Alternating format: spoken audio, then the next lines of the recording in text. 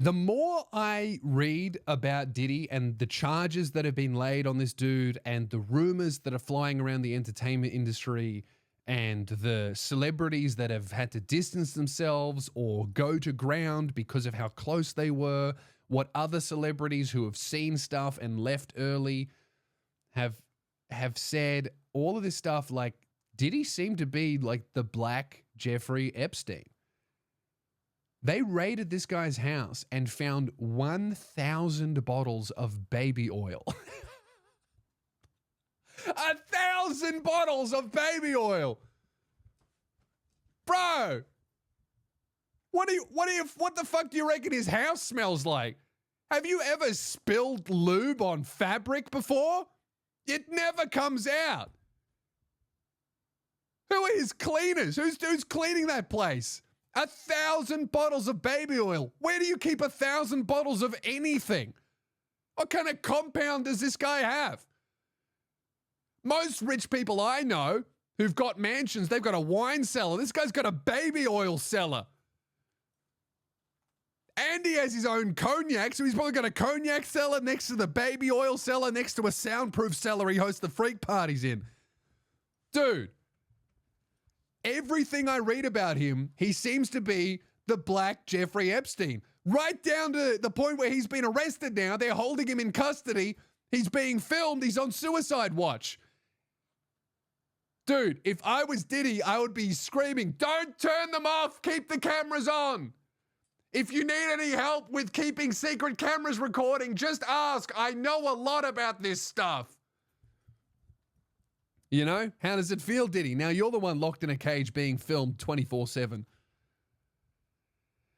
Yeah, man, I feel like I don't know. I feel like that what's happening right now, like with the Epstein stuff, the Diddy stuff, I feel like this is still a big flow-on effect from the Me Too movement. Because the Me Too movement really kind of kicked off this, because there was always like these conspiracies of these fucking crazy sex parties that happen in Hollywood and people getting taken advantage of and exploited and all this kind of stuff. But it really was like women that kind of kicked this off into like women that came out and said, it's happened to me and all of these friends and we're coming out and we're saying it and that guy did it and this guy did it and she knew about it and she helped him do it. And I feel like that whole movement kind of going public and becoming, unfortunately, a monetizable topic by the media. The media worked out that, we can actually make more money out of exposing this stuff than we can out of keeping it a secret because we like doing it, right? So as soon as the media were like, oh, fuck, this is profitable to write about these fucking creeps and freaks, then the law enforcement was like, oh, well, we've been getting reports about this. We might as well do something about it finally. And then the flow-on effect of it is like Epstein and now Diddy, right?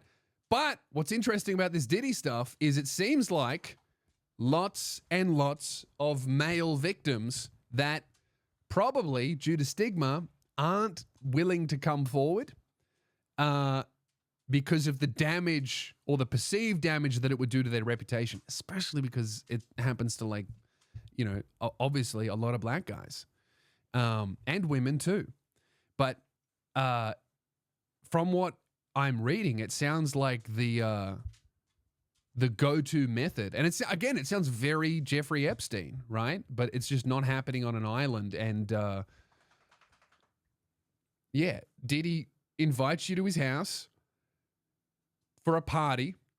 Then they bring in like hundreds of sex workers, many of whom are allegedly trafficked, some potentially underage. He gets everyone drunk. Not only does he do that, people's drinks get spiked, allegedly by him or people around him or whatever. Now you're drunk. Now you're on drugs. You've been fucking roofied. He gets the prostitutes to have sex with you. It's all on camera. You wake up the next day, oh my God, I just cheated on my wife. Holy shit, Diddy's got it on camera. I got to do him a favor. That seems like the MO of this dude. And that's very Epstein as well. Oh, fuck.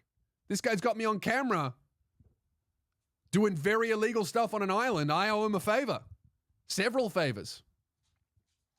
And Epstein's favors eventually ran out. As seemingly have Diddy's. And where the lasting effect of the fallout of Epstein, the fallout of that is, oh my God, how deep does this corruption go?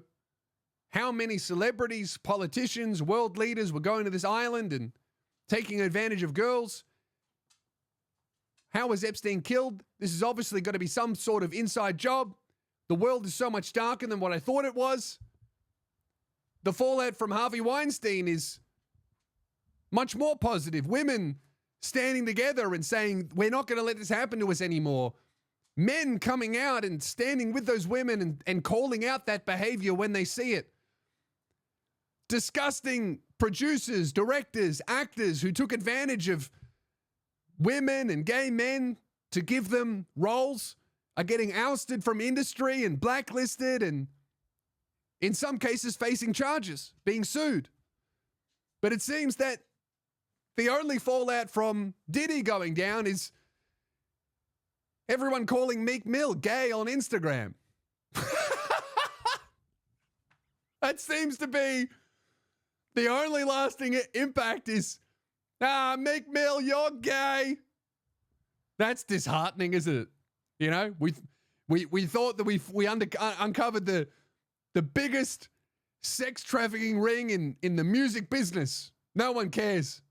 They just think it's funny to call Meek Mill gay because his music isn't as good as it used to be.